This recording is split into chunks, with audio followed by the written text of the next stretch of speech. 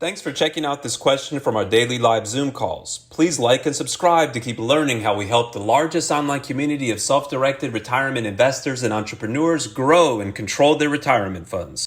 Frequently asked question around submitting expense reports to the ROBS C Corporation. I previously funded my financial advisory business via a ROBS 401k. I recently took a client out to lunch but forgot my business debit card, so I had to pay with my personal card. Can I submit an expense report to be reimbursed by the business?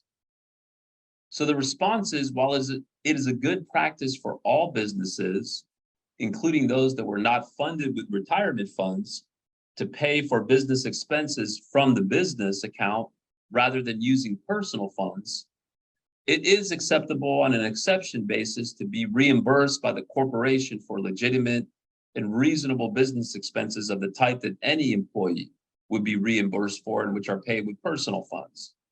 So in other words, if you have even an employee that maybe is taking out a client for lunch, and the employee maybe even has their own business credit card, if that employee forgot to use the credit card or forgot to bring that business credit card and ends up paying for the lunch out of pocket, many businesses would just, have that employee submit an expense report. I mean, these are the types of expenses that any employee, in other words, would get reimbursed for. So one of your roles in this company, of course, is going to be an employee, as like we talked about at the outset. One of those core ROBS requirements is that whoever's using retirement money has to be a bona fide employee.